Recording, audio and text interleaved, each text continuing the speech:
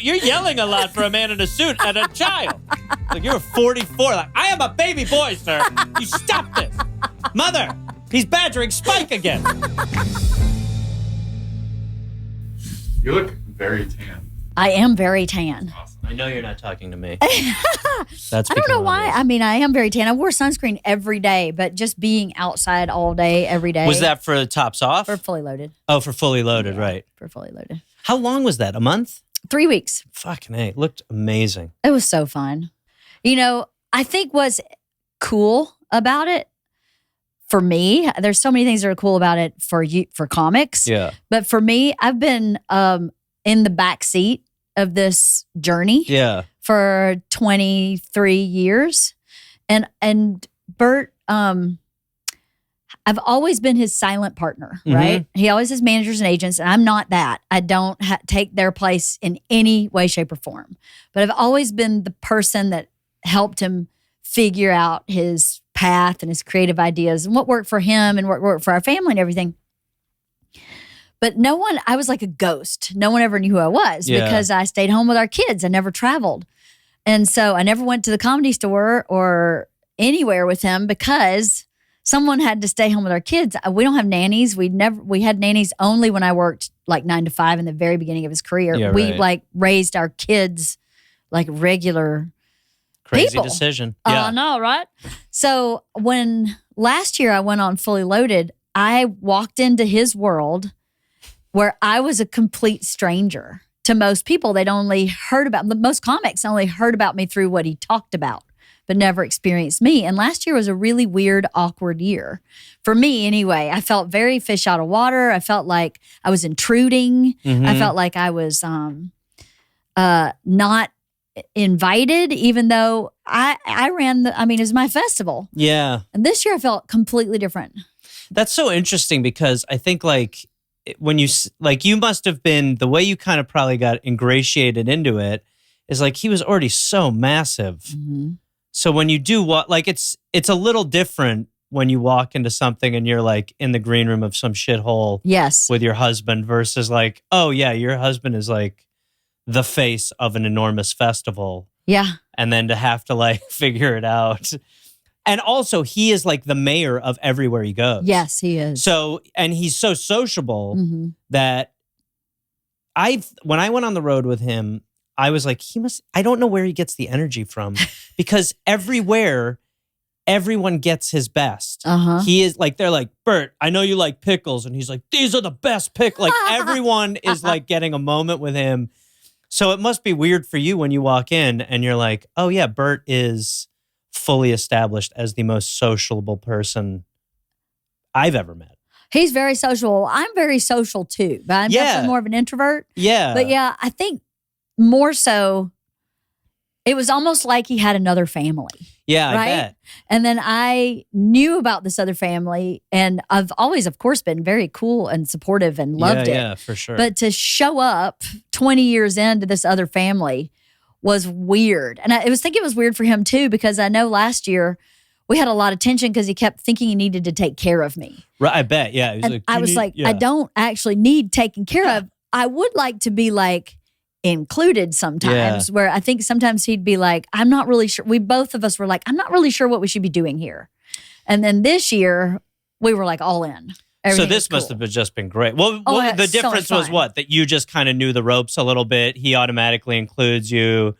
Because it's just so fun too. So fun. Yeah. And there were like Big J and Dan I've heard about forever. Yeah, right. I'd actually spent one day with Big J in all these years. Bert's known him. I spent one day and I was on the set of The Cabin. And I talked to him one other day on the phone.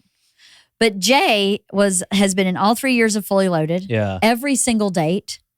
And Soder was 1 week last year. And so Bert knew these people, had such established relationships and didn't know me at all. Yeah, right. So last year I was like, I don't really know how to get in there, and I don't want to. Like, I don't want them to feel now I've got to be part of the group. But at the same time, I just couldn't figure out my dynamic. And then this year, as luck would have it, we had so much staff that we ran out of bunks, so I had to sleep with Bert on the bus for 3 weeks. Oh my God. Yes.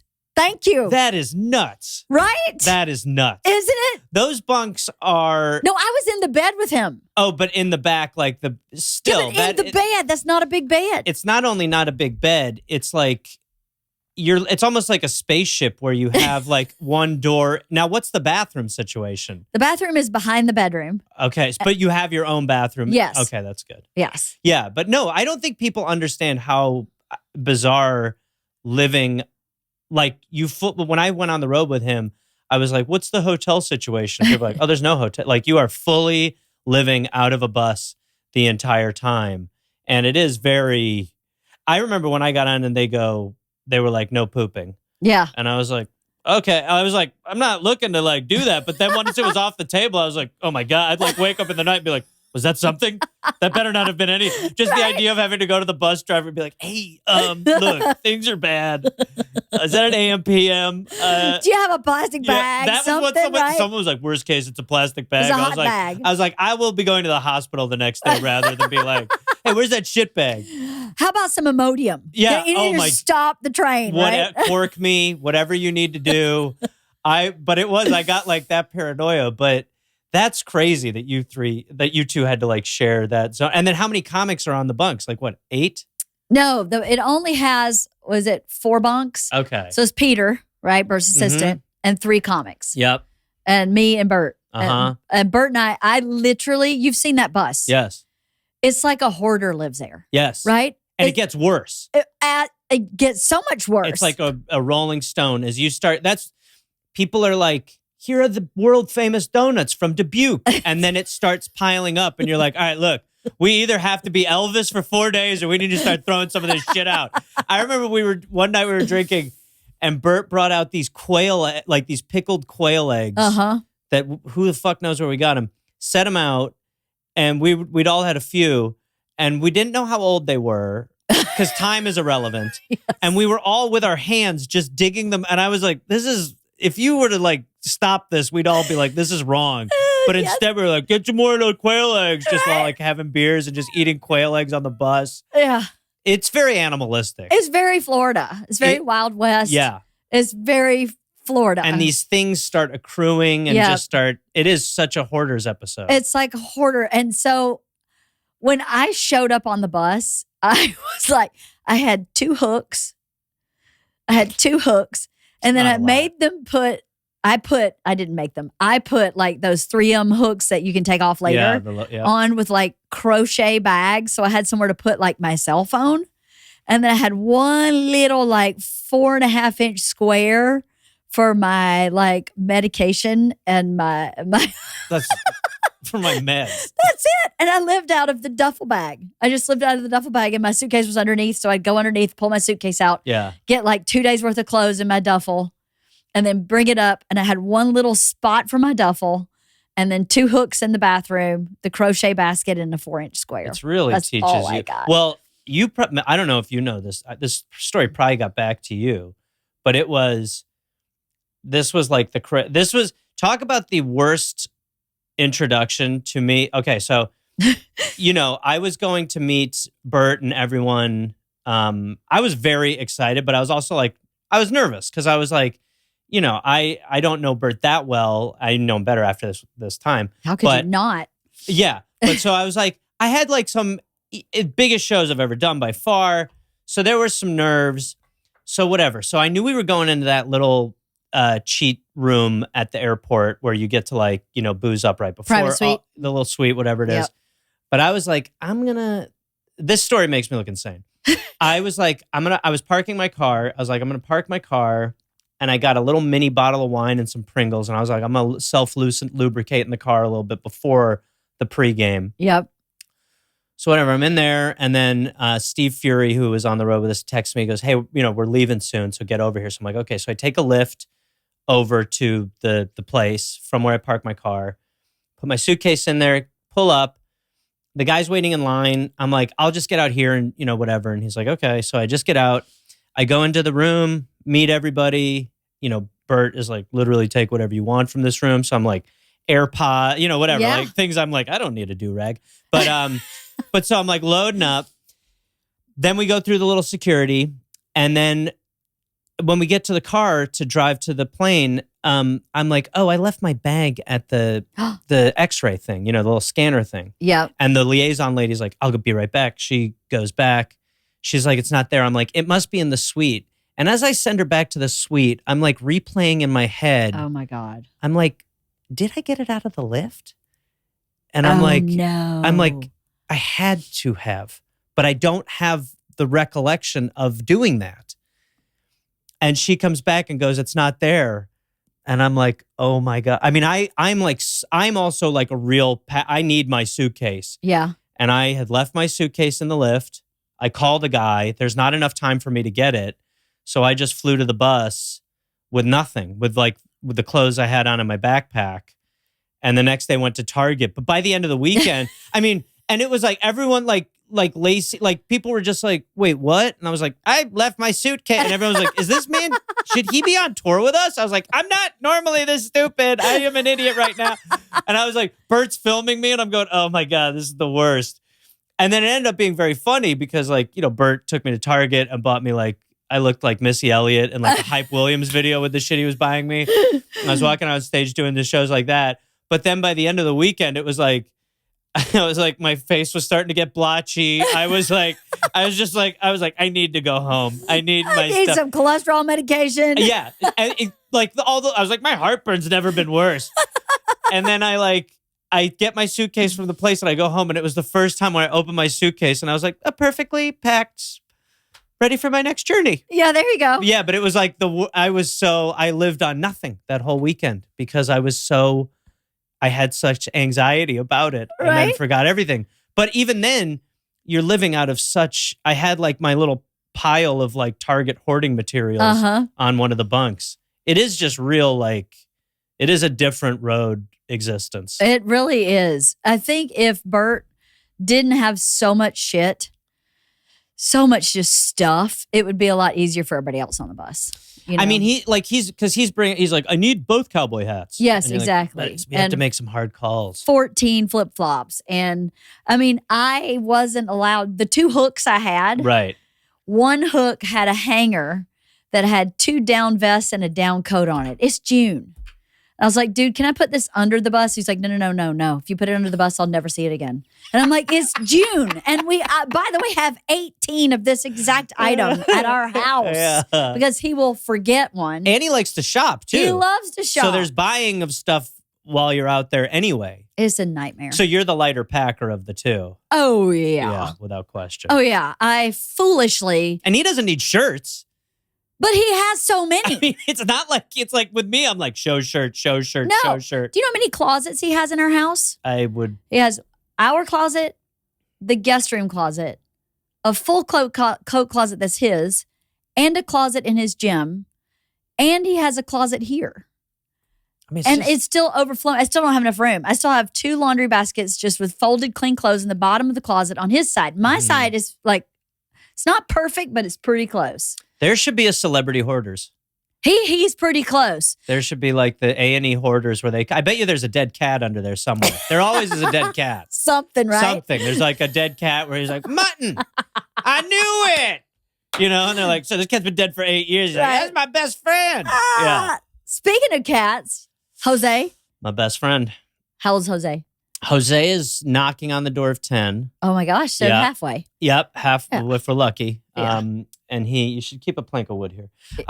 There's one right here. Okay, great. Thank you very much. My cat, my career at some point got intertwined with a cat and it was a super bizarre twist that I never counted on.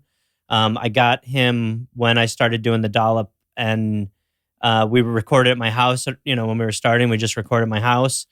And Jose just became a feature. And then people will listen to it out of order and they're like, who is Jose? Why doesn't he come on the road? I was like, he's a cat. And people are like, oh, I thought he was a guy. That's so funny. I was wondering why you were like, Jose's caught in the wires again. And I was like, oh yeah, we don't have some man who is rolling under the table while we record. But yeah, when I go do shows and I mention him, people are like, yeah. I'm like, that is the weirdest shit ever. Because people love animals. Love you always them. been a cat person? I mean, I grew up with both. I grew up with like, any animal that showed up on our porch, it was like if it tried for 3 days, it was like Fight Club. If it like was like Meatloaf on the porch, eventually like, get in here, you idiot. Like, so we just eventually like just had 3 or 4 dogs, 5 or 6 cats. And I loved them all. But cats are much easier for like a traveler. Totally. You know. Cats are super easy. Do you guys have animals? Yeah. We have 2 dogs and 2 cats. We used to have 3 dogs and 3 cats, but our cat... But they're under some of Bert's clothes somewhere. Probably, right? Yeah. No, we had to put them both down last year. Both of them were 17. Oh, that's pretty good. So it was pretty good. Yeah. Especially with a small little terrier dog. Yeah, that's mixed good. mutt dog. She was 17. We put her down in May, and then Gus, our cat, just died naturally in July. He was 17 also. Yeah. I loved that cat. I'm a cat girl. I like the cat energy a lot. Yeah. I like the self-independence. Like they're very like they don't need you. Mm-hmm. The dog's like a cokehead. Mm-hmm. Just always like, we should go. Let's do it. You know, the cat much more down to chill. But my cat is a little cuddler. Yeah. Yeah. And I'm gone so much that when I come back, he is like a dog. He like walks over. He's like meowing. He won't leave my side. Aww. Yeah. Yeah. They're such good little critters. The best. Wisconsin. Yep. How was it to have British parents in Wisconsin? Strange. Was it? Yeah. Yeah, I bet. Yeah, especially when I realized that they were different. Like it took me a while. Neither of them like sat me down and were like, we live an alternative lifestyle. You know, it was like I had to like figure it out. And I just slowly was like, oh yeah, they're weird. Like the amount of people in Wisconsin who would like ask my mother if they knew a person they knew from London. Oh, I bet. You know, all like we'd be at Home Goods and they'd be like, do you know Todd? You know, and she'd be like, I don't think so. You know, but it was really weird. I mean, just because culturally, you know, I was I had an English accent as a kid. And then I finally went out to the world of Brown Deer, Wisconsin. And I started to like, you know, grew a mullet, put Z's on the side of my head. And my mother started to be like, oh no, we've made a great error. Like she was definitely like, I had a mullet for like 10 years. Did you really? I wanted to legally change my name to Spike. Why? Like it's almost because Spike. I had spiky hair and I had a mullet. And I don't know. I was around a creek a lot. I was, you know. You're American. I was full on Wisconsin. Yeah. And my mother was like, we've lost our little cherub. You know. Why did they move to Wisconsin? My dad got a job offer in Cleveland. And then just got another job offer in Wisconsin. What did he do? He worked in toys. He ended up running this company called Brio, which was like wooden toys. Yeah. And but my mother thought they were. If this sounds like when she explains this to me, I'm like, this cannot be real. But she thought everywhere in America was like Beverly Hills. Oh my God! Like so, she was picturing like Southern California, and then she moved to Wisconsin, and she just felt like she'd been hoodwinked and that, you know, she was furious at my dad. My dad was like, I didn't know it was this bloody cold. I'm sorry. You know, but she genuinely hated it and hated it. She said she didn't laugh for 6 months. And the first time she laughed was when she saw Andy Kaufman play Mighty Mouse on Saturday Night Live. Like that was her first laugh in 6 months. And I'm sure my dad was like, hey, all right, we're back. You know, and she's like, not you, fuck you, you know. But no, they just eventually adapted. But she definitely, when I was growing up, thought I was like becoming like, I started like the Packers. I want to be called Spike. She was like losing me to the dark side very quickly. So I saw that you were a Packers fan. Did your parents... I mean, did they follow sports in England? Were they like soccer fans, Manchester United? My mother didn't. I mean, my mother, but she knew more about like English soccer. Mm-hmm. My dad started to play rugby in Milwaukee, which had an actual like thriving rugby community. That's crazy. Yeah, but they were definitely eventually my mother knew nothing about sports. Mm. And, you know, she would try a little bit. I remember one time we took her to a Brewer game. And when a guy struck out and was walking to the dugout, she goes, that's it. Go to your little house. And we were like, you shouldn't talk any more smack, Mom. That's like she'd had a couple drinks and she was like going for it. Go to your little house. Get in your little house, you. And we were like, okay. Everyone was like, wait, what? My dad did a little bit. My brother was really, I have an older brother and he was really like the Packer fan. Uh-huh. He was very English too, but he definitely was like, was the one who started me on the Packer journey. I didn't even I liked the Bucs and the Packers, but I loved the Packers. Yeah. Just right away, just was in deep. But great fans, right? Great fans. Amazing. The best. Yeah. The first time I went to a Packer game, I was like, this is life-changing. I'm in. Yes. And then you can't get season tickets that easily. So you have to know someone. So I was like at my school, like if someone had, like if I knew they had a hookup, I was like, we have a lot in common. We should hang out. Oh, does your dad? Oh my God. That's cool. I would love to go. I was doing, I was always working that angle. Awesome. Right. Constantly. But no, I don't know. I hold on to my English heritage a great deal. My mother still lives in England. She moved back, obviously. She wasn't just when I was a kid, like, anyway, good luck.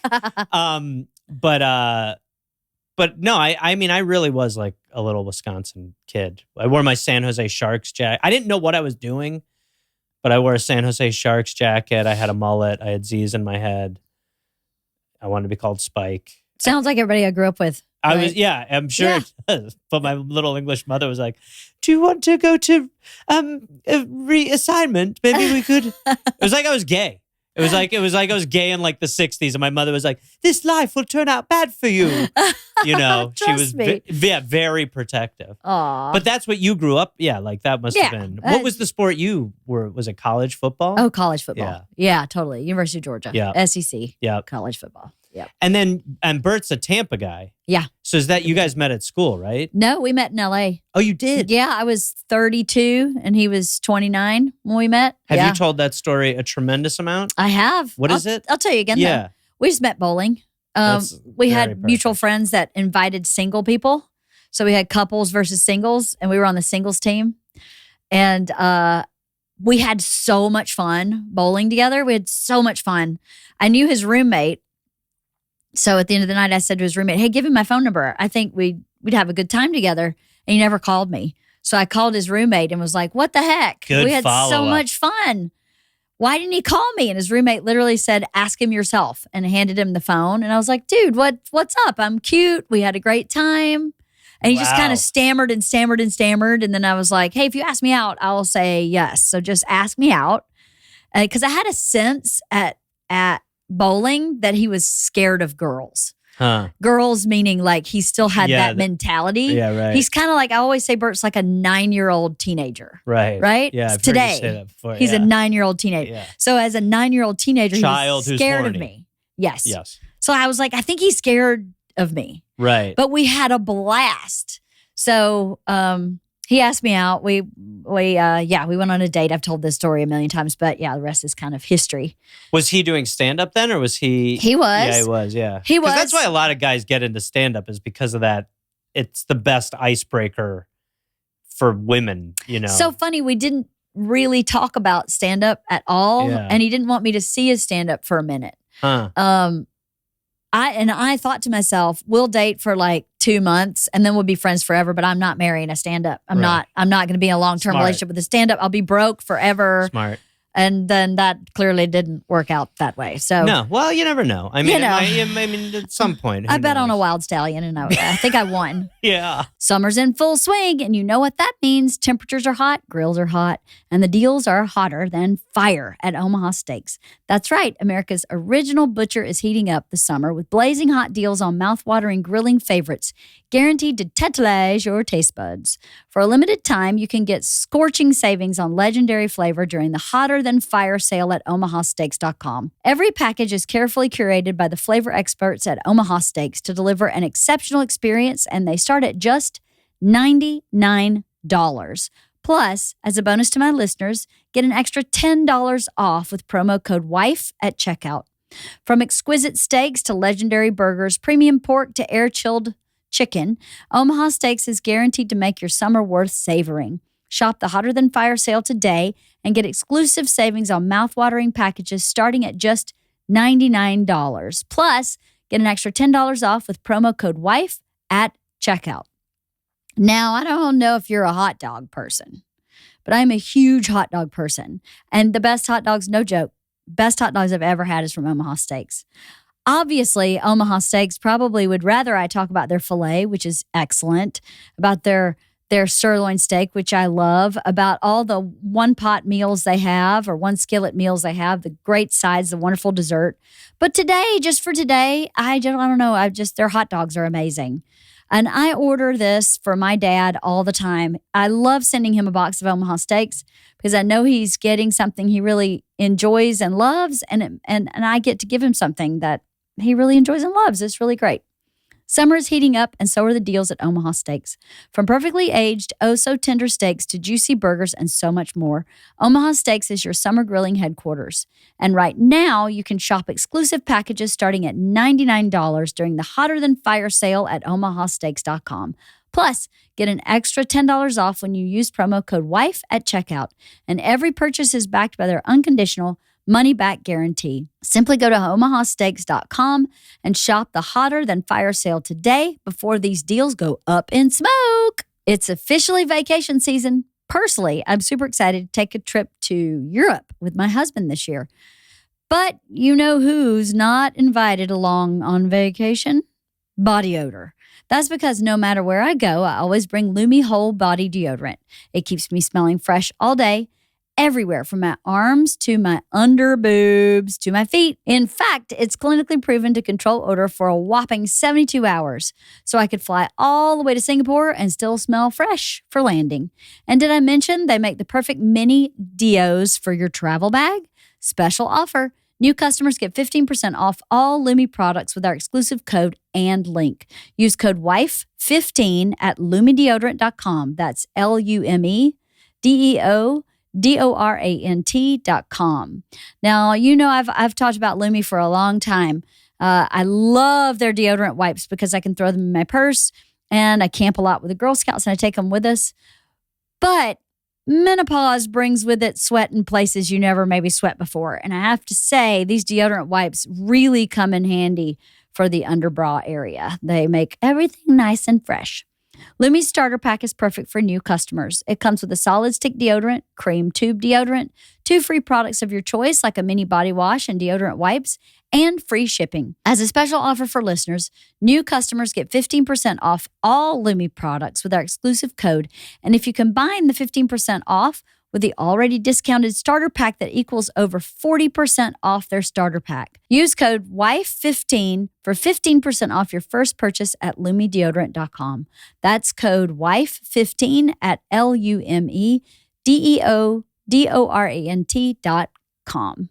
But yeah, it was that's how we met. We met bowling. And then it's also interesting because like you were saying before, how you kind of like, you go on fully loaded and it's like you're kind of the silent partner. Is that... I was like wondering this, like, it must be weird for when you're like, I'm also entertaining. Like, because I've hung out with you before and like, you know, when you say you're a silent partner, but you are also like such a good hang, such a good chat and all that stuff. So then for you to be like, it must be weird to date a performer when you're like, I could kind of do this in a way. Like, because you have your own podcast and you are like so sociable. I am. Well, you know what I always say about Bert is he casts a wide wake. Mm-hmm. And the only person that could really hang with him is someone who understands that. Yeah. And I don't need to be that. Yeah. But sometimes, I think sometimes people are surprised that I am as gregarious and outgoing and fun and loose sometimes. I mean, especially Bert and I have talked about this a lot lately, actually.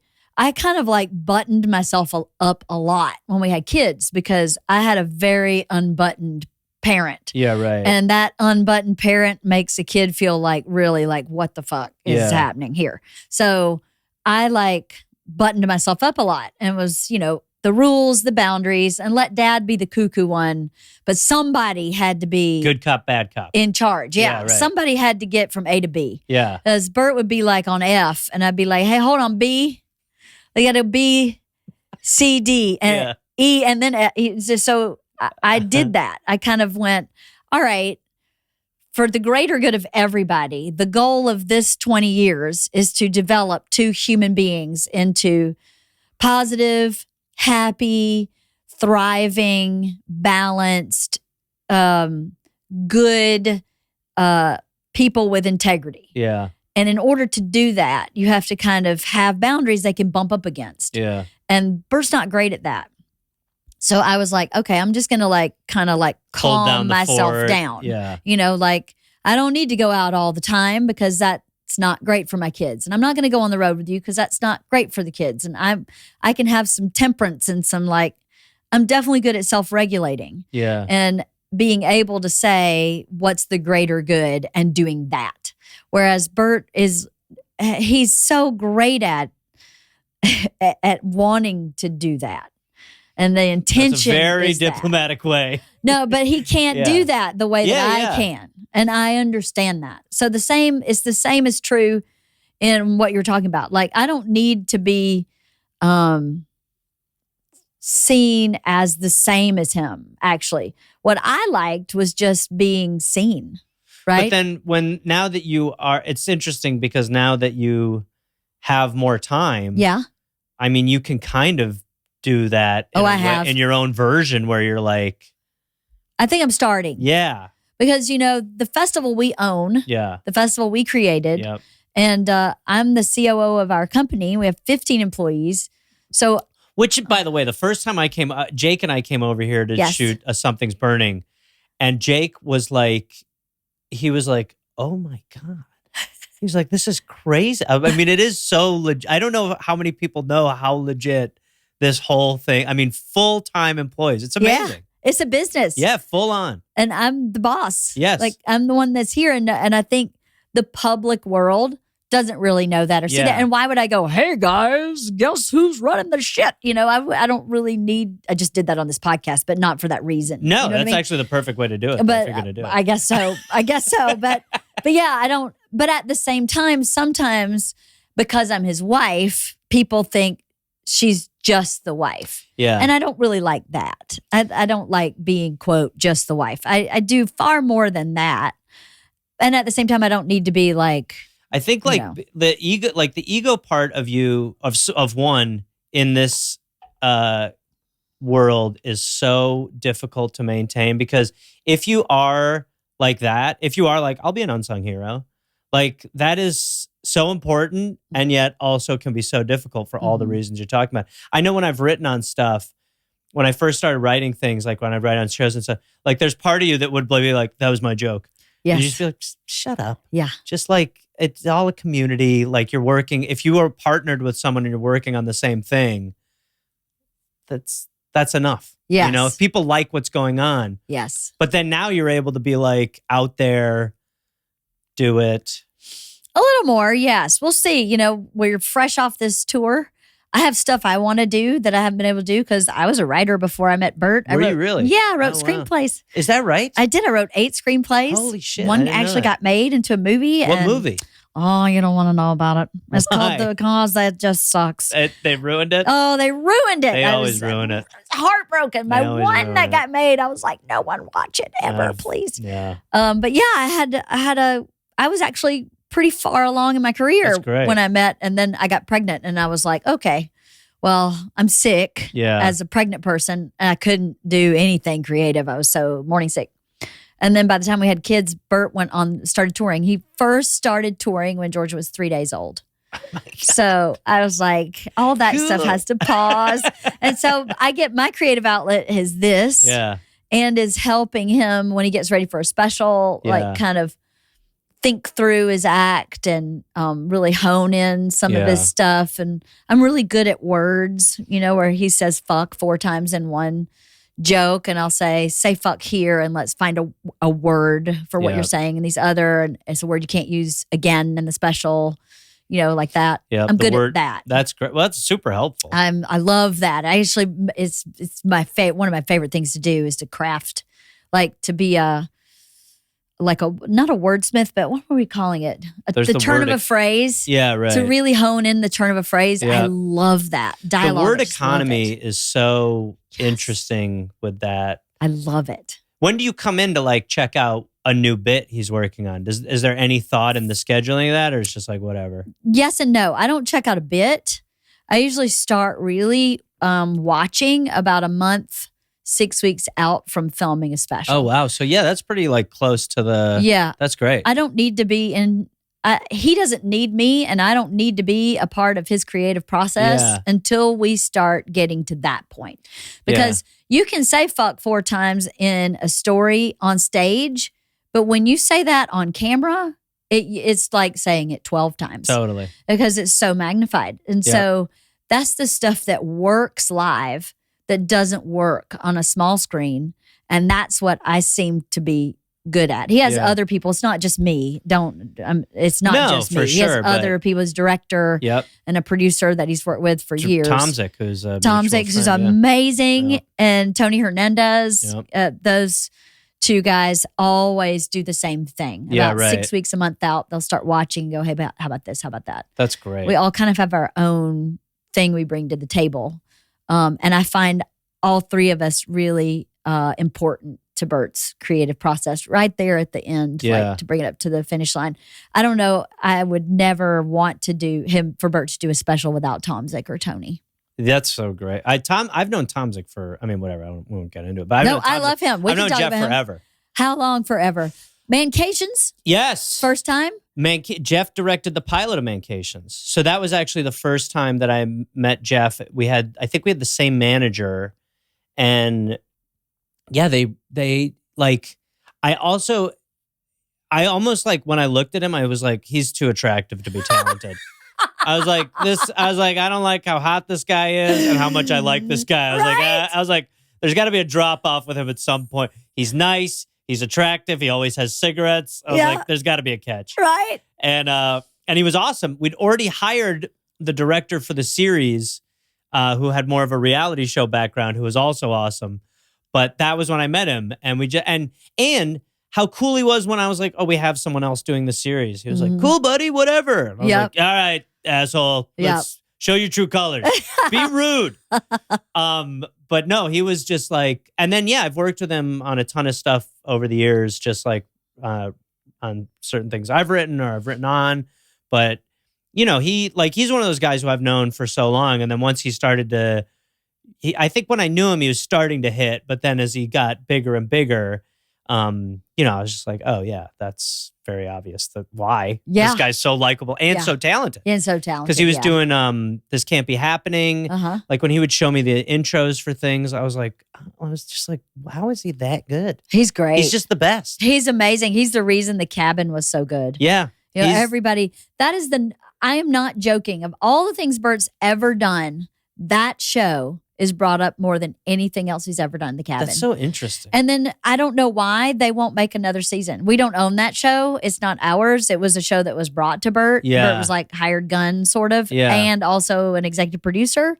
But we don't own that property, and they won't make any more. And that's so weird. It's so kind of dumb because now Bert has elevated in his kind of celebrity, so to speak, and they'd be foolish Bigger not to make it. It's so foolish. Yeah, but they're just not interested. They're like, nope, don't want to do it. I don't understand Hollywood at all. Sometimes I don't either. It's only gotten weirder over the past 2 years too. So true. It used to make no sense, and now I'm like, I miss those days when it was just totally puzzling and infuriating. Those are the good days. It is now so crazy. Yeah, there was a show an Adult Swim show that I wrote on 2 seasons that. By every metric, was successful, people liked, trended well, was cheap, and we're like, hello? What happened? Right now, we don't know. It's called Royal Crackers, and it was like, we don't know. But you know how that is. It's like, the longer that you hear to not panic, the more you're like, panic is starting to. Totally. Yes. So, but there are multiple no-brainers where you go, and then I've been on things where I'm like, this is not good. And they're like, we'll do another one. I'm like, oh boy, I don't get it at all. You know, one of those no-brainers was Arrested Development. Yes. When that ended, Bert and I were like, what? Yeah. Why? I know. It was one of the best shows ever. It is one of the best shows ever. Still, without question. Yes. We watched it with our kids and they were like, what is this? We're like, it's so good. You have to. It's so delicious. It hits in a way that I think it's. I don't want to say problem because it was just so fast with its jokes. Yeah. It was and rich and smart the characters and dumb and all of it. I mean, it was a way to express every personality in a way, like the full insecurity of Tobias, the stupidity of Buster, the affluent awfulness of just, and then Michael, just the ground. I mean, Jason Bateman. Before that show, Jason Bateman, people were like, I don't know, is he good?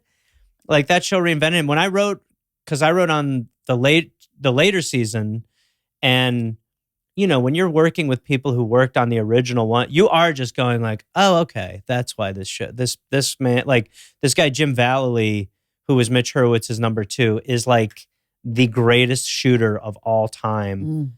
He would spin like the best joke, and then you'd be like, all right, and then we'll put that there, and you go, no, I don't like that joke, and you'd be like, well, this is the best joke I've heard.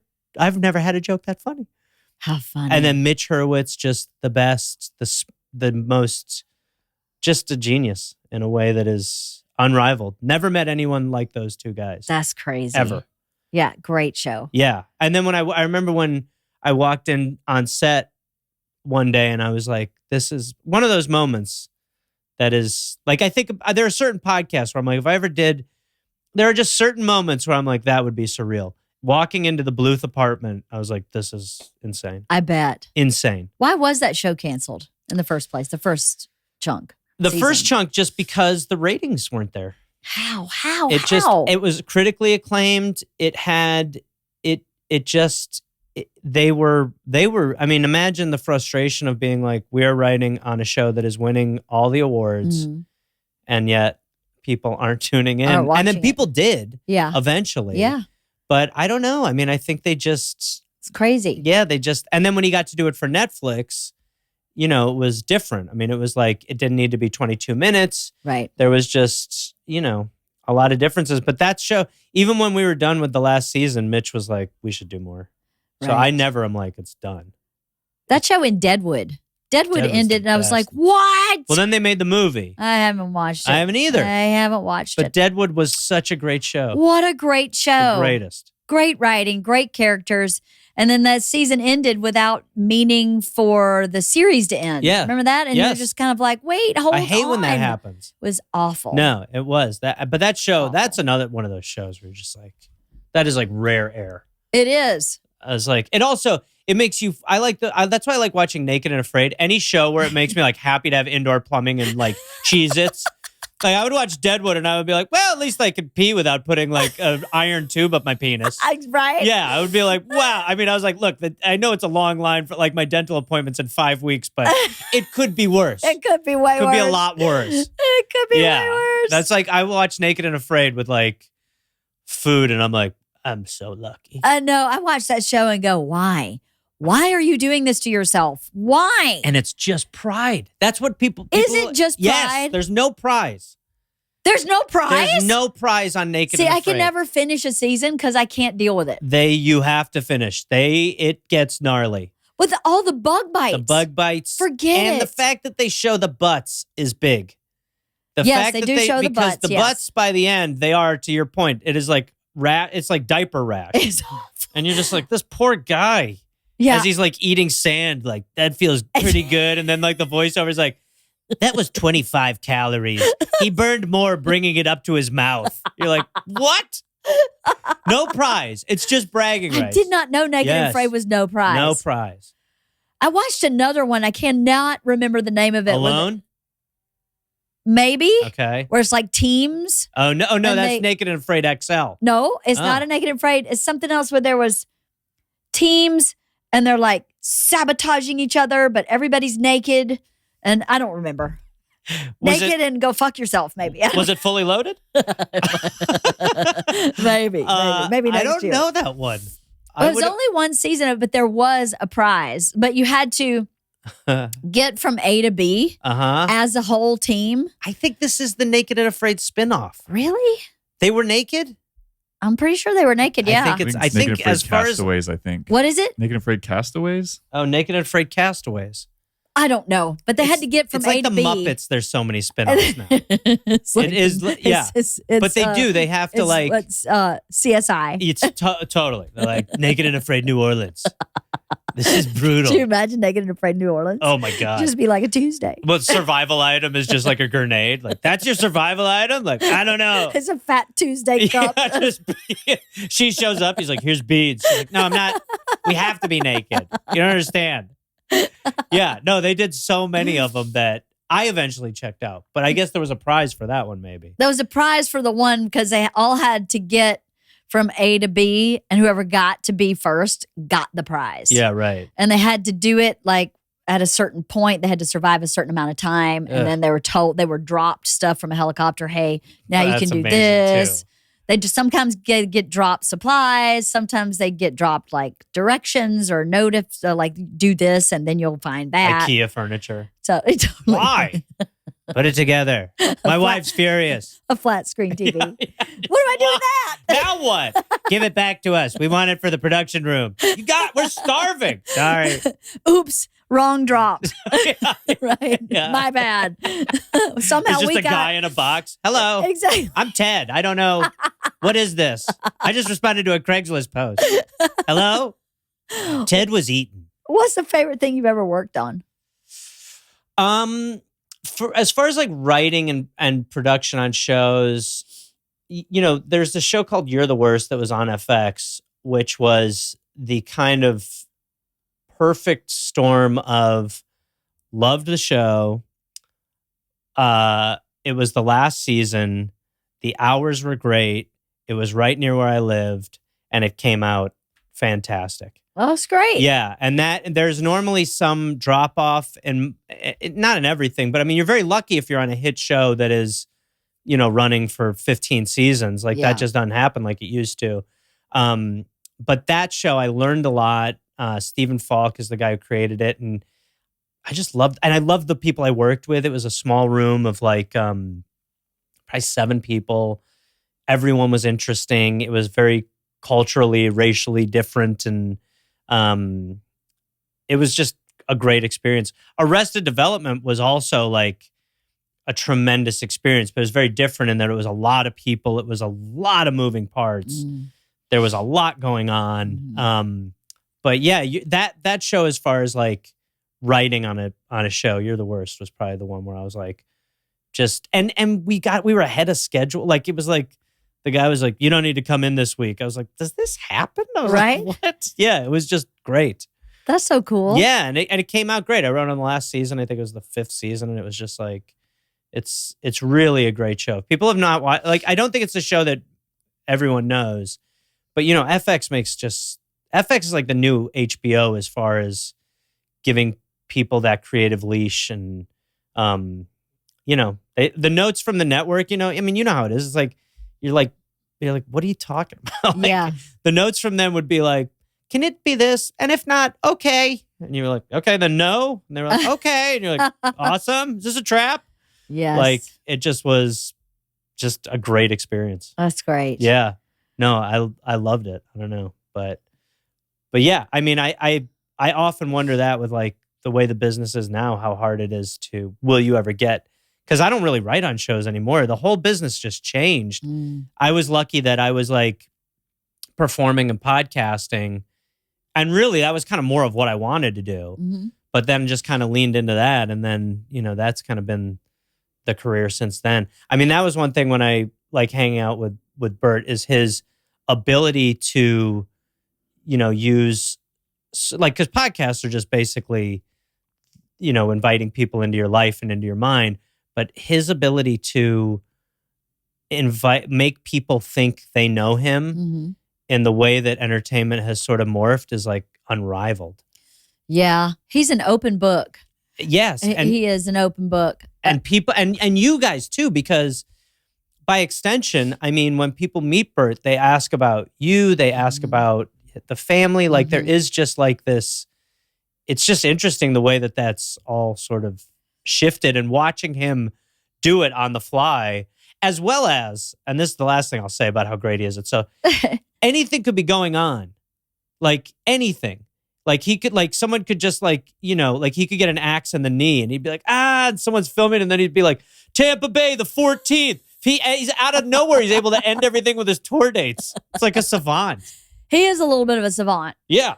The thing about Bert is when we first got married, we obviously combined our bank accounts, right? Yeah, right. I've been living on my own, totally on my own for a long time. And he lived on his own adjacent. Right. He always would live with someone who took care of all the bullshit. Right. And like he would get a check from the X show, put it in his backpack. And after he had several checks in his backpack, he'd just fly to Tampa and give the backpack to his dad. So he didn't do regular human stuff. Lucky no one stopped him. They're like, this is illegal. Exactly, right? $40,000 in a satchel. Exactly. So I thought when we got married, okay, well, he comes to the table with all of these same skills I have, basically, like how to write a check. Yep. No, he didn't really know how to write a check. That's shocking. Isn't it? And so I remember sitting down and going, we need to talk about, like our finances and stuff. And he goes, I'm going to stop you right there. If you make me start doing like regular people stuff, I'm not going to have the bandwidth to write. And all I do all day, every day is write.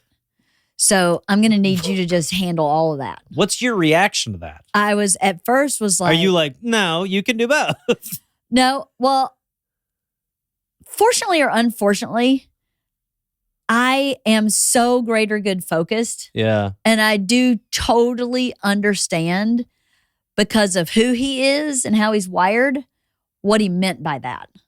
Like, yeah, right. I can handle. He's not going like, yeah, right. He's not going like, you will be relegated to the shit. Yeah, right. He's going like, I actually have to protect how I make my art, and how I make my art is how we're going to move forward. Yeah. So you actually have to protect that also.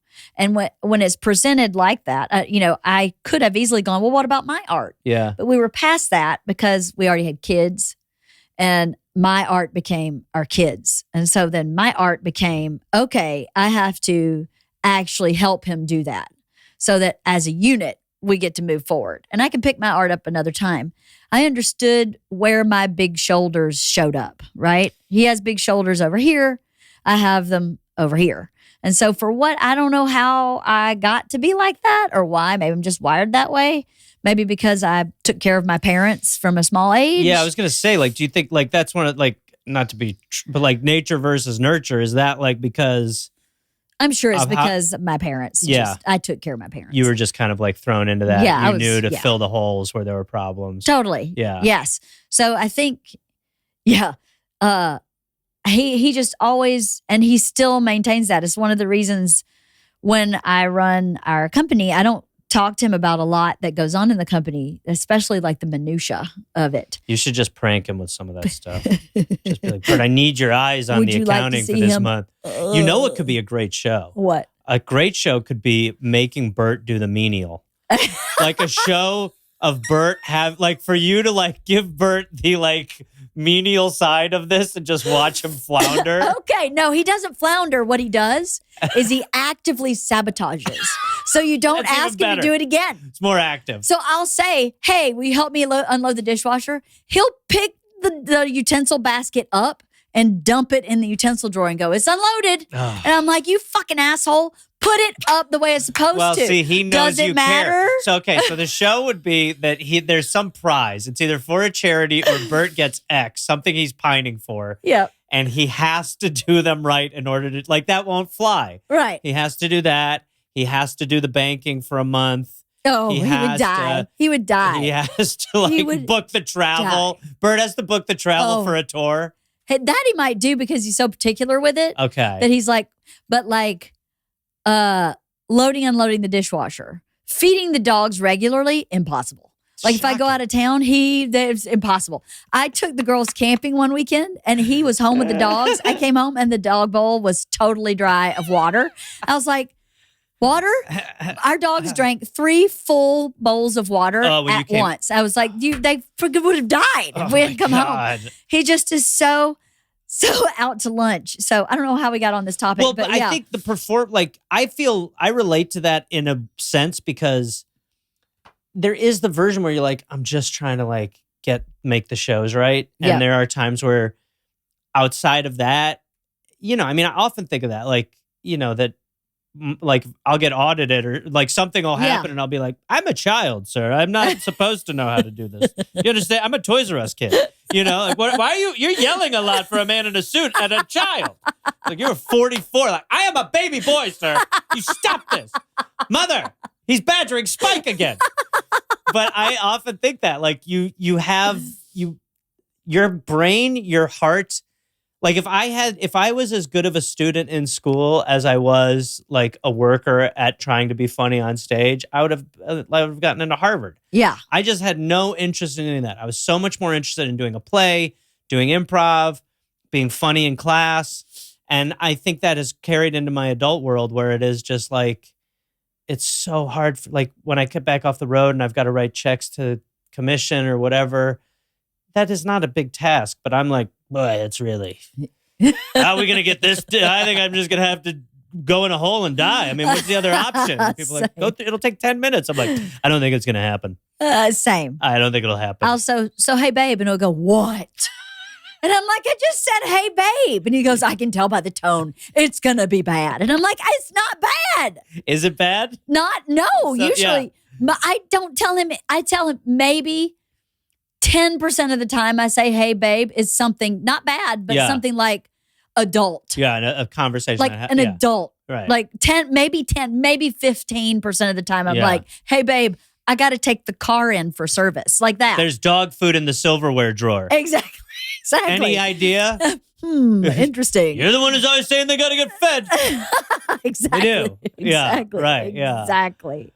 Yeah, it's such an interesting life being married to somebody that is that eccentric. And because he is very savant-like. Like totally. In high school, he tested in like the top 20th percentile in IQ in the U.S. That does not surprise me. But like a C-D+ student. Because he didn't give a shit about it.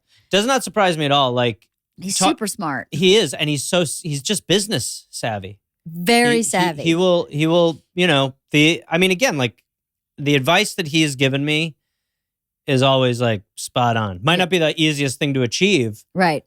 Because we're playing in different brackets, but you are like, that makes total sense. That's the way. That is the way. Yeah. And he lives, I think you both do. Like, you are authentic humans who are just like, that's why I feel like his social media shit is like genuine. But that's why you go to Target. People want to like talk to Bert because they are like, they feel like they know him on a level that I don't think there's any other celebrity I can think of who's like that. I can't think of one either. I don't know how else he could live. We talk about it a lot. Well, no, we don't anymore, but we did in the beginning. He's much more uncomfortable if you asked him to go to dinner. Like if you and he, if you were like, hey, let's go grab a beer, he'd be like unraveling. Yeah. Because it's too intimate. Yeah. He's like, what does he want? What does he want to talk to me about? I don't know what I'm supposed to do here. How am I supposed to, what are we going to talk about? But on a podcast, it's entertainment. Yeah. So this is his workaround for like building friendships to come on tour on a bus or to do this is much more comfortable than, hey, let's go to lunch. He's like tapped out. So he can talk about our entire life in an arena with 17,000 people. FaceTime you. Yes. Yeah. But to sit down and hey, babe, is so like, it's too hard, too vulnerable, too scary, too real. It's interesting. What about you? Are you like because you seem very like sociable. Like, are you like a go out to dinner, like able to, just fine? Bert jokingly says I'm dead inside because I don't really have a lot of that. I don't really have a lot of that kind of insecurity. Yeah, right. Like if I liked you as a friend and I would be like, hey, let's go grab a bite to eat. Let's go. I don't know. For a girl, I'd be like, let's go shopping one day. Let's just hang out. I don't have any hang-ups like that. Yeah. Now, I would never stand on stage and tell jokes to people. I would never believe that what I had to say by myself. Like I liked writing a screenplay all by myself and then trying to sell that. That I liked. But to be in front. I've got a tweak on my show idea. What? you guys switch roles. Oh, I would. You have to come up with a half hour of stand-up, and Bert has to do the accounting for your tour. I would never do that. No way. No. I feel like you could. I understand why it would seem daunting, obviously, because when you start doing stand-up, it's the absolute worst. Well, I'll tell you, he made me sing a duet with them in Fully Loaded every night. Almost every night. There are only one or two shows. So he sang a duet. And I'm not a singer. Have no aspiration. I have no musical back. I had 3 choir teachers tell me to never sing again ever. Like I'm not. That is a high. It's a high. It's an irregular stat. Just mouth the words. Yes, I mean, there's supposed to be some. Yeah, there's supposed to be like just not as loud. Just move your mouth. You need to get out of here. That's it. Never sing again. Ever. Don't do it again. Never. You have the devil's throat. Do you understand me, LeeAnn? You leave. It was the devil's throat. But so we did that, and I was really nervous. What was interesting about me was I wrote my lyrics. So we rewrote lyrics to this John Prine song, In Spite of Ourselves. Mm-hmm. Great song. Mm-hmm. But we wrote the lyrics to fit each other. Okay. So I could not remember my lyrics. I couldn't remember them. So like to stand in front of people, I read them off my phone. And I sang the same lyrics every night, 4 nights in a row. And by the 4th night, remembered them no better than the first. But see, because my nerves, I have been doing stand-up for a while. I walk out on stage to open for Bert. I have nerves. Mm-hmm. So in my pitch, you're not starting in the stadiums. This is not you at an arena. We're getting you. You're at Flappers. I think I would have the same problem. I bet you'd get comfortable faster than you think. Because when you have the ability to, for lack of a better term, perform a little bit, like I bet you would find comfort way faster than you think. This show is sponsored by BetterHelp. Comparison is the thief of joy, and it's easy to envy other people's lives. It might look like they have it all together on their Instagram, but in reality, they probably don't. Therapy can help you focus on what you want instead of what others have, so you can start living your best life. Personally, I've been in therapy for a long time. Therapy helps me kind of keep my eye on my own prize, not look in other people's yard, stay in my yard. And sometimes when I do look in other people's yards and I see something I want or like or envy, like I just said before, it gives me a great space to kind of figure out what that's about. I'm a huge advocate for therapy. I think everybody needs it at some point in their life.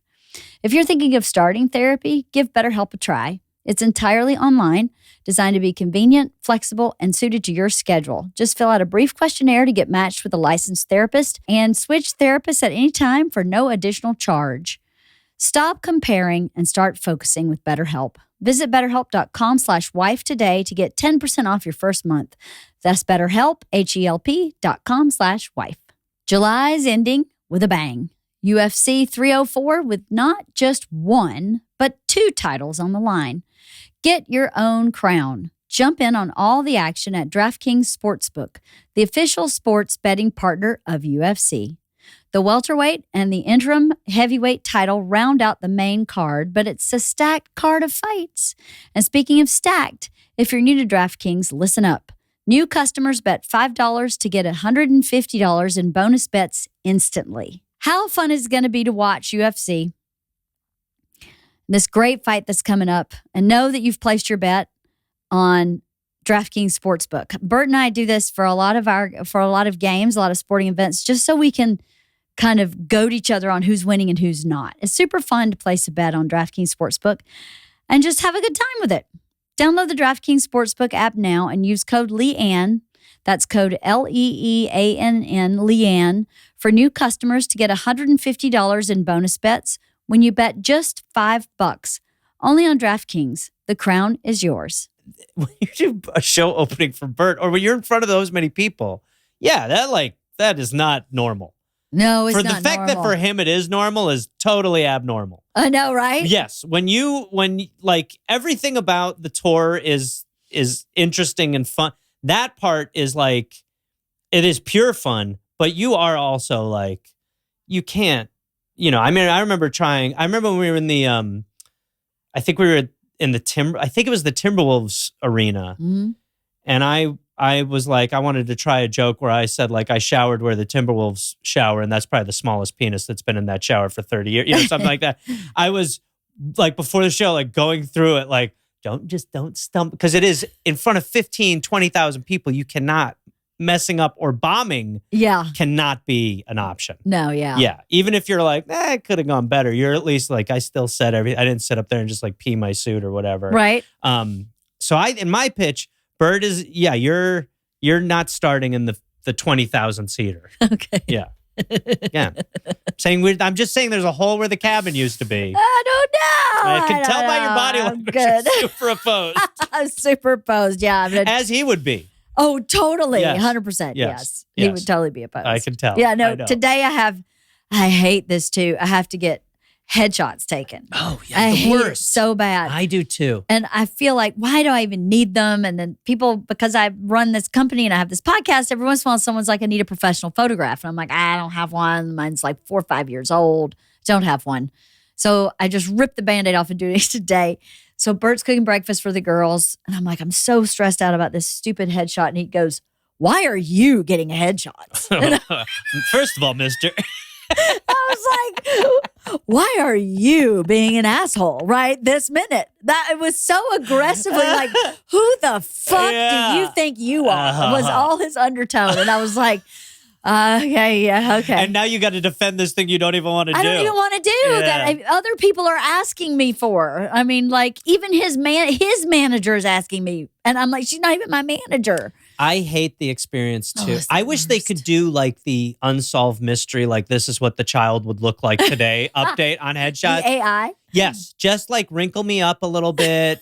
Just like, because I don't know what it is. I think it's that I think it's just trying to look natural, and like, I hate the way I look when I like legit smile. Like, I'm like, that's a problematic, like that is a bad look for me. Like to just be like, I'm like, that's creepy. It looks like a wax doll. There is something that is just, I dread it. The woman who takes my headshots is always like, let's get it done. And I'm like, that's the right attitude. Yep. Let's not push it. Right. Just get it over with as soon as possible. Get what you need and get out. Get like with 2 looks. Right. Let's go. Let's move. Because I do think just that way of being like, now over your shoulder. And I'm like, I can't. I gotta go. I can't do this. I'm pathetic. I'm a loser. My problem is I'm pretty sure I look like Heidi Klum until I look at myself. It's tough. And then I go, wow. Not even close. So why are you taking a picture of that? I don't want a picture of that. Stop with that. Well, when you got to look through them, and when you see the bad ones, you're like, "But don't give me," because it's like you pause a movie and like even Brad Pitt at some point you'll be like double chin, gross pig. Right. But so like for me, if you like see them and there's somewhere you're just like, and you're like, I should be shot. I am not. I what feel am that way, I? totally. I'm an animal. I feel that way totally. And going through menopause is the worst. It is the worst. It's the worst because things are like moving around on my face where I look at my face and go, wow. What do you mean? That's like Mr. Potato Heading? A little bit. So there like one eye is lower than the other eye all of a sudden. And then I have like this like chin thing happening that never happened before. And all happened with menopause because your estrogen drops and then all your collagen goes, see ya. Ugh. And then everything that's like nice and tidy just gets real sloppy. Yeah. I feel like an overstuffed salami sandwich where it's just like falling out of all edges and I can't help it. Keep shoving it back in and it just keeps falling out. I'll be fine. Right? Gotta go take pictures. Exactly. Yeah. I'll just like tuck the lettuce in the tomato and then we'll hope for the best. Yeah. I don't know. No, it is real. It's also, it's like, I think when when you start to perform or you see yourself, it's like my girlfriend will say that. She'll just be like, I don't know how you can have like images of yourself out there all the time on this level. And you're like, you just eventually are resigned to like, I'm disgusting. I got real fat on the road. I bring 2 sets of clothes, one that fit when I leave and one that fit when I'll come back. Like, you're just like, I don't know what to tell you. You have to like say uncle at some point. Right. What about your voice? Hearing your voice is like one of the things that most people can't handle. But then when you podcast, eventually your voice actually sounds like what you think it sounds like. Did that take getting used to when you started the show or no? Yeah. Because people are always like, when I hear people do impressions of me, I'm like, that's insulting. Did you hear Bert's act? Hello.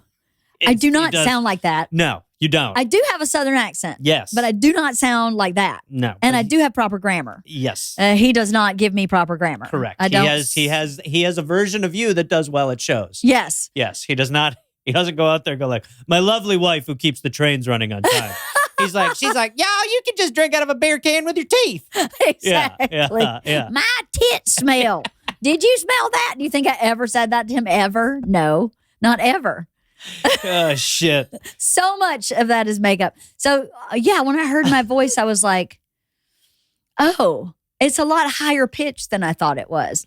I thought I had this like gravelly, low pitched, like deep Kathleen voice. Turner. Yeah, and I don't at all. It's a Heidi Klum thing too. I think I sound like. So you're Kathleen Turner and Heidi Klum's body, and then you got involved in this. This is horrible news. I'm more like that movie, The Trolls. I'm just not pink.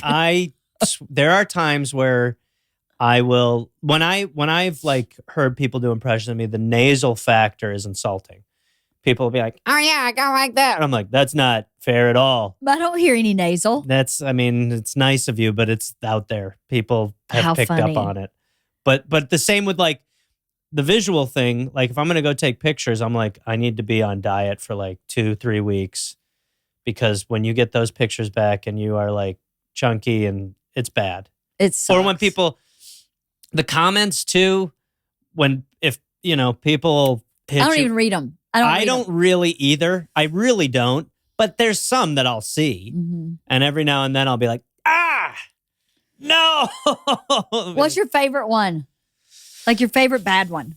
There are many. Crazy, ridiculous, stupid. There are many. The one so I brought this up on We're Here to Help, the podcast I do with Jake. There was this guy who was running around pretending to be Jake, and like, so this woman like DM'd Jake and was like, so fun seeing you in Edinburgh.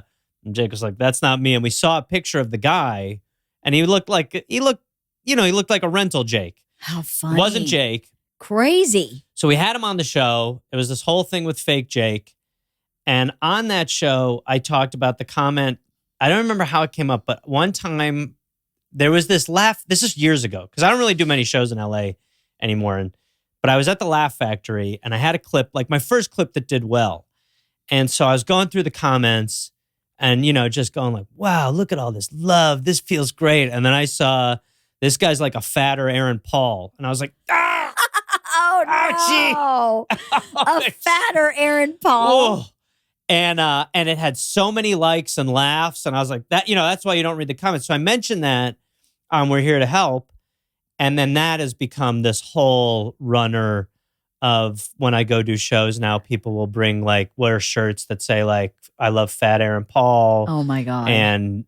But that one was one, like if they're creative enough, then you're like, that's fair. Right. It's ones where people are just shit on you for no reason. Just mean. Yeah. When people are just spiteful. Yeah. If people are funny, like a guy called me, I was called Bargain Bin Edward Norton. Oh my God. And then another guy called me another guy called me a weird Jeffrey Dahmer, which hurt until I was like, that's like a regular guy. Yeah, right? Like Jeffrey Dahmer ate the brains of gay lovers. I was like, that being a weird Jeffrey Dahmer is like a positive. Also from Milwaukee.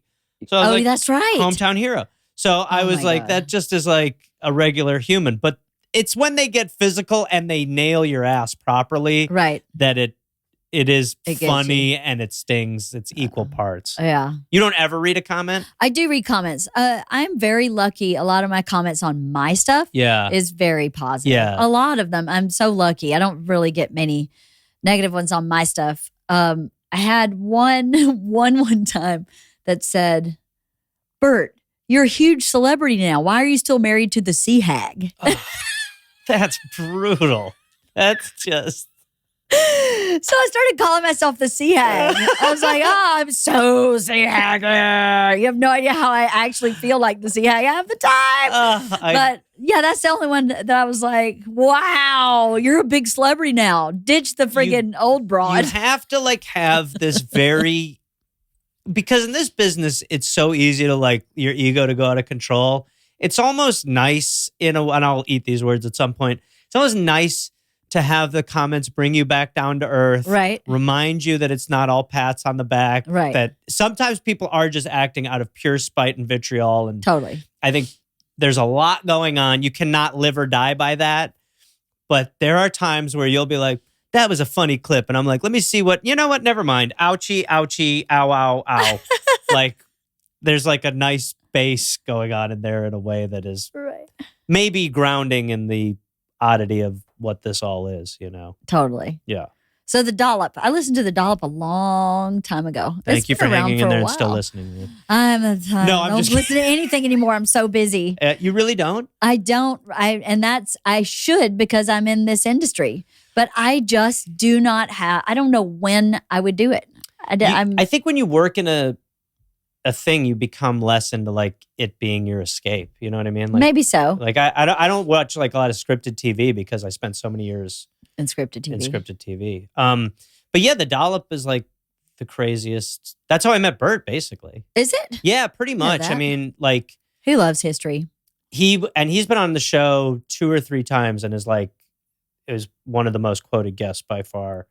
It's an American history show, but Dave Anthony, the guy I do it with, we very quickly were like, oh, I know nothing about nothing about history, and he knows a ton about it. So we just like quickly were like, okay, let's make it the game of the show that he's going to teach me every episode. Right. And he has some crazy story. So our opposites really like just made the show work. Yeah, it does. It's a great show. Yeah, we just did 10 years, which is like crazy. Wow, congratulations. Crazy. Thank you. I bet you have a lot to talk about after this past week. Yeah, what happened?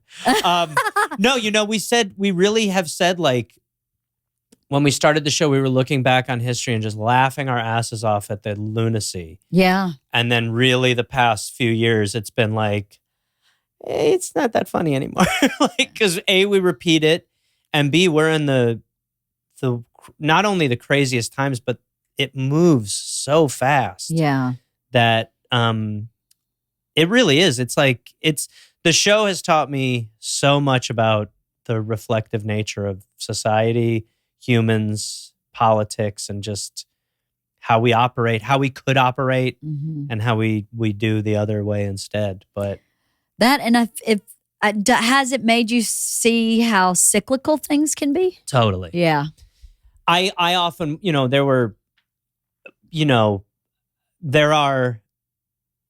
Trump is a good example, and I only bring him up because he is kind of feels so unique in what he is.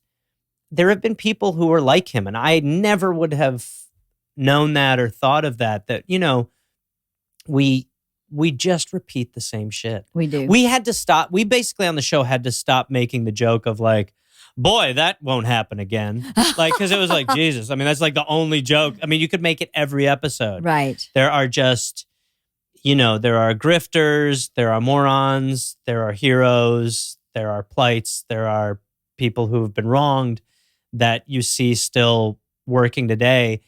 It's just always interesting. Like, we always have a laugh at like the first time, like the first counterfeiter, like handed someone like a bank bill and they were like, thank you, sir. And then we're like, what do you mean it's fake? What? Like that was a first time thing, or, the con artists or all that stuff. But, a lot of times it's kind of like just a different casing, the same sort of theory or idea behind it.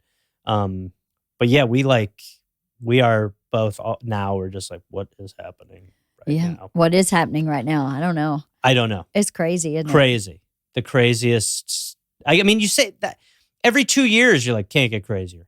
It is so true. And then you look back and you go, boy, we were so lucky. Yeah. Now it's as crazy as it can be. Like, what's 2 years going to be like? Yeah. I mean, think of the last like 10 days of politics. Has been crazy. Crazy. I know. I've been thinking a lot about what is the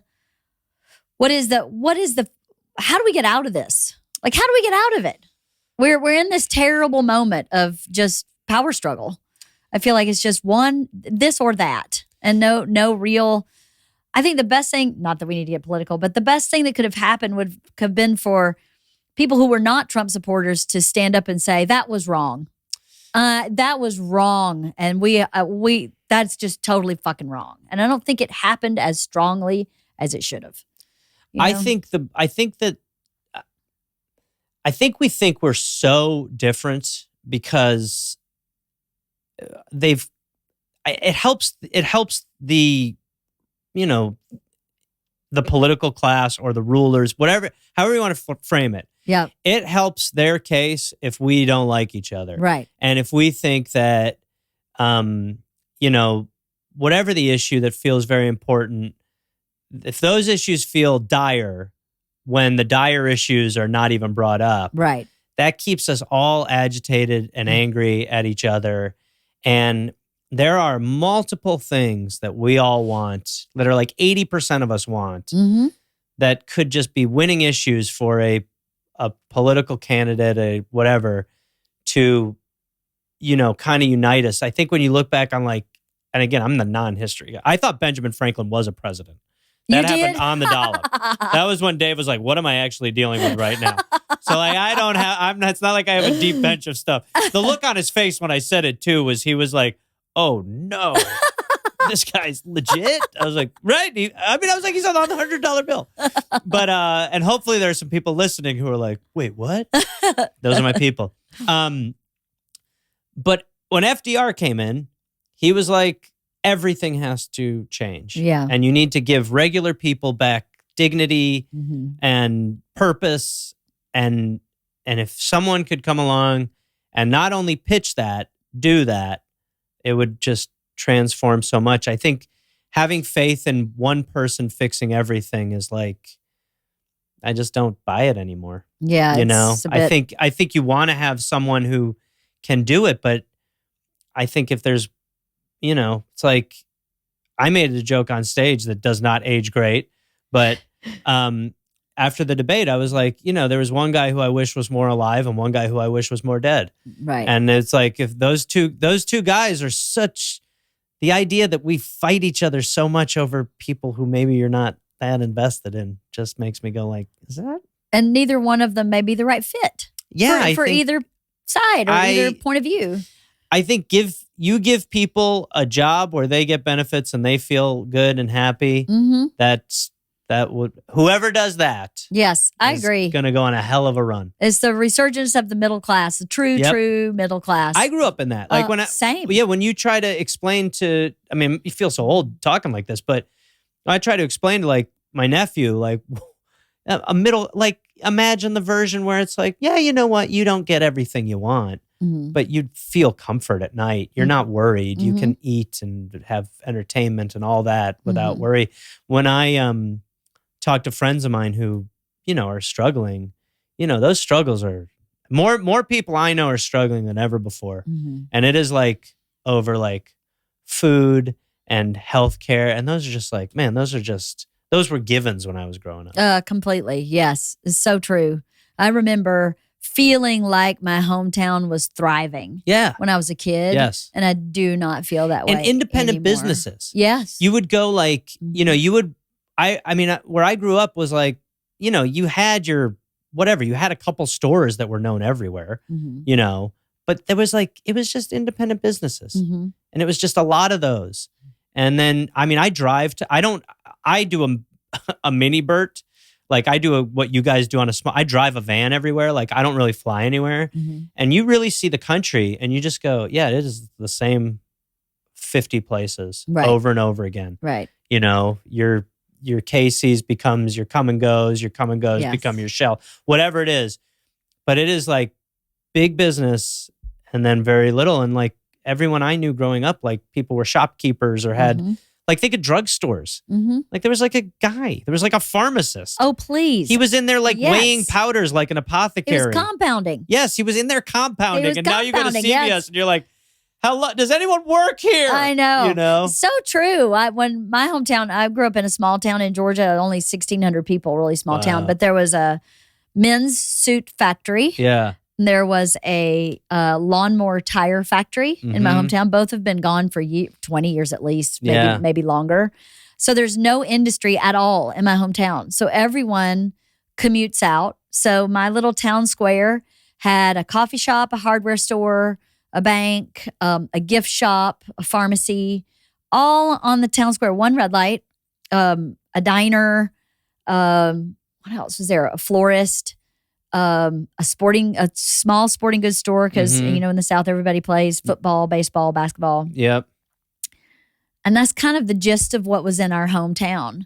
And now I think there's still shops there, but it's not alive. Like I drive through it and it makes me so sad because the way that I remember it, and maybe it is the same, I just am not there enough, but the way I remember it was, the whistle blew, the factory got out, and the town was flooded with everybody.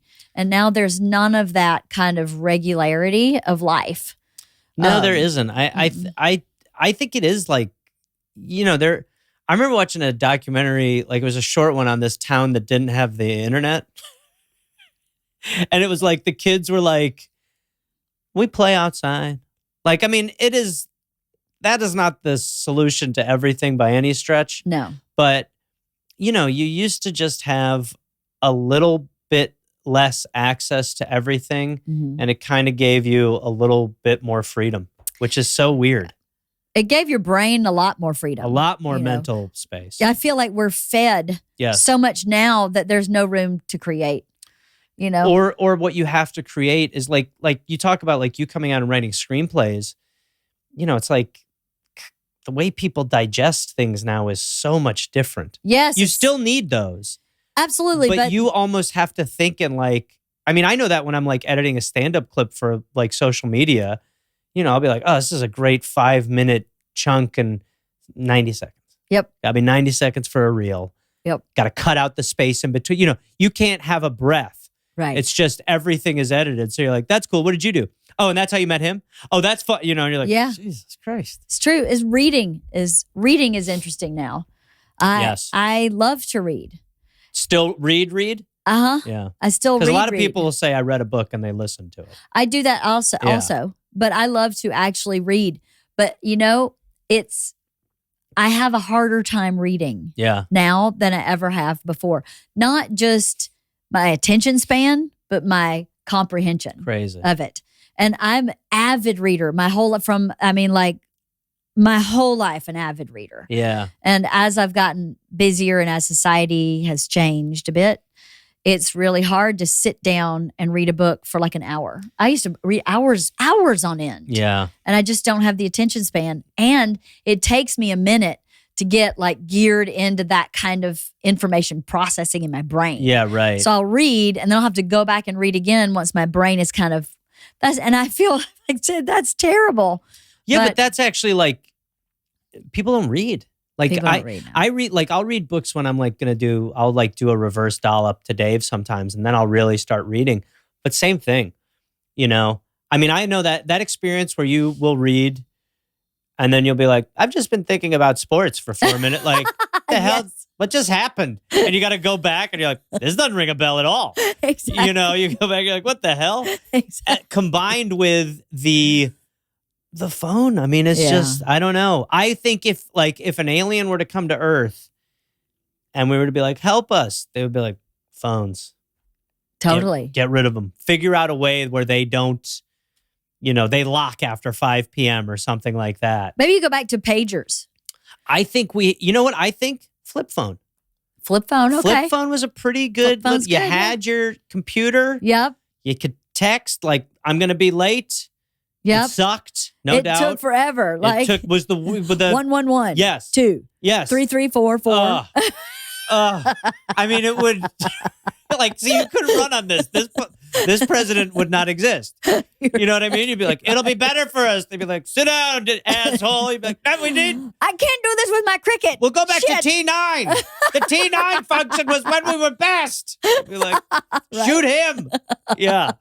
But that was when we were like kind of a little more locked in and, you could still have communication constantly. Yeah. Like I remember when my mom had the car phone, I was like, can it get any crazier? Right. Yeah. And now it's just like, but the pager was great. Pager was great. Right. I was telling about, we have a little speaker like Bluetooth speaker that looks like a pager. Yep. So it's got the clip on the back and it looks exactly like a pager. So I was taking it out of the box and our daughters were sitting there and Georgia goes, "What is that?"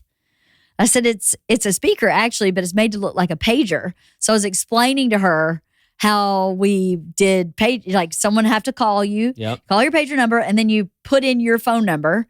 Or there were like codes, you could put in like 444 means whatever, or you could spell words with, like 80085 was boobs. Yep. And you could do that on the pager. And she was like, and then what would you do?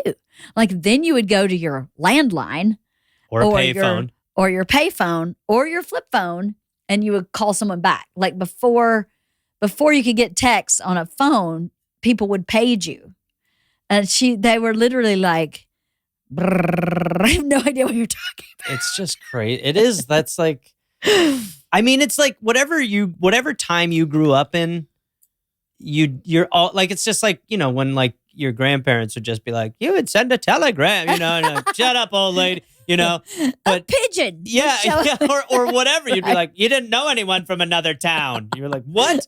Like, it always sounds really like kind of weird to be like reflective in that way. But I just think, when you used to have to like call someone and you'd be like, I'll be there at 9:30. Yeah. You would be there at 9:30. You grow up in like the way that, your kids now, I mean, the tech evolves so rapidly and quickly. It's like, it's crazy. It's hard to live in. It's hard to live in. And I think it's causing kids to have like ADD. Yeah, totally. Like, kids that didn't have it because they just everything's just comes in so quickly. Well, I know like sleeping, like I'll wake up in the morning and be like, I wonder if someone texted, and you're just like, shut up, go to bed. You're like, right. Someone might have texted. Right. You're like, doesn't matter, just go to bed. Well, I can't even turn my phone off because I have kids. I have teenagers. And I'm like, what if something happens to them in the middle of the night? So is it on ring? No, it's on Do Not Disturb, except for you have carve-outs. Their phone numbers. Yeah. And but their phone numbers allow text to come through too in the middle of the night. Right. And sometimes I'm like, what was that? Yeah. And my in-laws who are in Florida, and they start texting at like 4 my time because it's 7 there. And I'm like, could you just maybe wait just a minute? Because I don't want to not have you. If something happens to you, I need to know. But 4 o'clock in the morning, I start getting texts from in-laws. Anyway, I have to wrap up because I have headshots. Oh, well, if you want me to, we can keep podcasting while you do those if you want. I don't want to do them at all. I know how comfortable you are on camera. I hate it so much. Well, how many looks do you have? How many different outfits? Have you picked them out? I have. I don't know. Yeah. I have like... You have a lump of clothes and you'll figure it out. No, I did it with Georgia last night. I was like, I have business casual. Okay. I have hot and foxy. Great. And I have just like me. Great. Like that's hanging out me. Good. And I feel like somewhere, and I got a couple other things that are a little bit of all of that. Good. But I have 3 that are like, this is hot. I'm going to a concert, leather jacket, slick, cute. Yep. And then one that looks like I run a company. And then one that looks like I'm a mom. Well, so I figure between the 3. When I moved to LA, and then I'll let you go, it was the quad box. Oh, Do you remember those? Yes. What was that called? I don't know. A Z card or something? Yeah, like that? It was right? something like that, yes. Yes. Where you'd be like, here I am as a baseball player. Exactly. Now I'm a doctor. I can do clown and just me. I forgot. This one's just Ralph. I want to bring those back. Those were great. Those were I totally forgot about those. Nuts. That's hysterical. They can't picture you in a doctor costume. So and it was also, you'd have the big silver, like, I don't know what the fuck that was for doctors, but they had the big so that they could focus silver circle where you're like, I'm a physician. You're like, cool, good stuff. What was that stupid thing? Know. It was like a coal miner's headlamp. They just converted. I don't know. The doctor was just like, a lot of people try to shoot me. So this is for... It's my satellite. It's defensive. I don't know what that thing was. This is what we used before beepers. Yeah. I have no idea. Yeah. Well, I had so much fun. I called Bert this morning. I was like, Gareth is coming on. He goes, you're going to have so much fun. Oh, well. You're going to have a blast. And he is the best. And I will say, when I've met you a couple times, but we were chatting at Jake's premiere for his movie. And, I was just like, you are such a good hang too. So like, I just feel like Bert talks so highly of you when he's gone. But it was so nice to like hang out with you that night. And thank you for having me on. It was lovely to chat. Thank you so much. Yeah. What do you, is there something you need to promote or is there anything you need to talk about? There's a lot I need to talk about. Tell me. No. I have a podcast called We're Here to Help with Jake Johnson, which is a call-in advice show. And then I have a podcast called The Dollop with Dave Anthony, which is American history. And yeah, if people want to go look at my specials and stuff, that's I'm Gareth Reynolds TV on YouTube and at Reynolds Gareth on the socials. And always trying to get those numbers up. So those are the spots. Well, check it out. Yeah. Because you're the best. You are. Thank you very much. Thank you.